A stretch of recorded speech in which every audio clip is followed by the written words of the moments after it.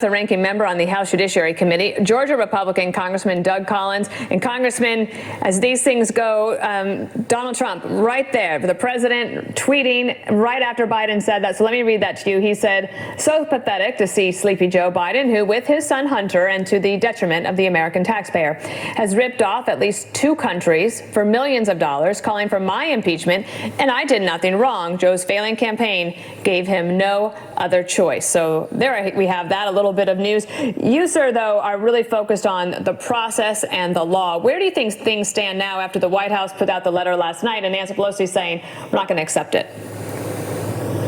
Well, it's really interesting, Dana. It's good to be with you because if you even look at the statement that Speaker Pelosi said, she's assuming the president's guilty. Look at what she said. She said that the White House is continuing to hide, his actions. That's not true. And I think it's a disservice to the American people. And the Speaker needs to be more careful with what she says because they have not been in an impeachment inquiry in any historical fashion. The Clinton investigation in the late 90s, the Nixon impeachment series, there was always a fairness issue. And the American people are beginning to see that Nancy Pelosi and Adam Schiff like going behind closed doors where nobody can examine what they're doing, where they can only leak out information that they want to have. And nobody in this country believes that that's American. They believe when they look at it on its face value, they may not even like what the president's doing. They may disagree with it, but they do not believe that it should be done in an unfair way. And that's what she's doing right now. There was a little bit more back and forth. This is the acting OMB director, Russ Vought. He had this to say. Listen.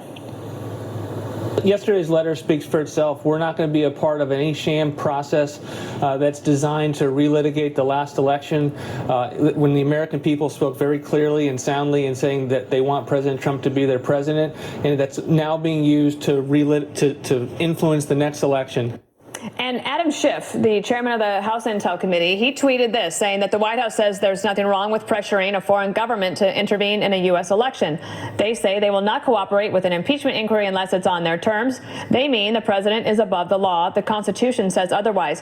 Since you are a lawyer, to make it very clear for folks, the Democrats maintain that they don't have to hold an actual vote on impeachment in order to then actually charge the president with obstruction. Is that how you read the Constitution? No, what I read here is what the House has done in its historical preference. Let's put this back where it needs to be. This needs to be in a due process hearing because when the House comes together to form an inquiry, that is their discussion to see if there's something actually there that they will then take and write articles of impeachment, which there are the actual documents in which you would impeach a president with that would actually go to the Senate.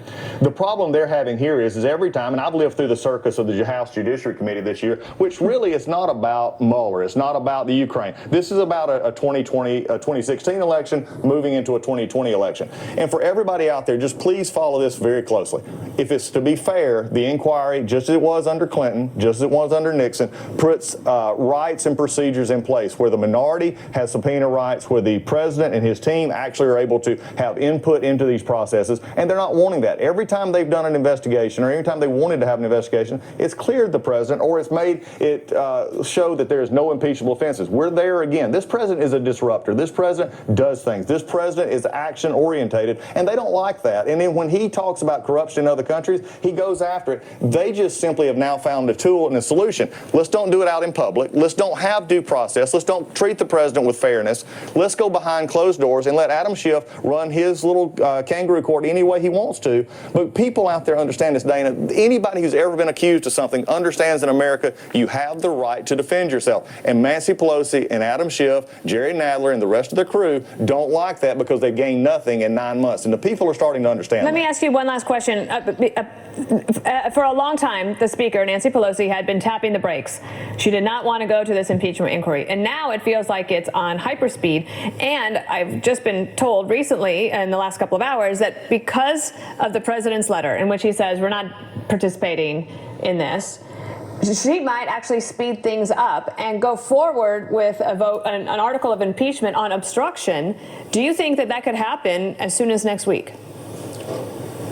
I don't think it'd happen as soon as next week. If Speaker Pelosi is willing to put her speakership, the House majority on the line, if she's willing to try and interfere with really what I see as the 2020 election, if she's willing to go forward to the American people and explain to the American people why she's being unfair, why she's being un-American, why she has not asked for due process, why she doesn't want to do it properly, then that's a choice that she's going to have to make. But this president has been very clear in everything that he's done. She is the one that's deceiving the American people, and we've got to understand, if she's wanting to do this on obstruction, she's doing what I'll call an Al Green impeachment. She's just writing up things, taking it to the floor, and then she's going to force her members to have to vote on it.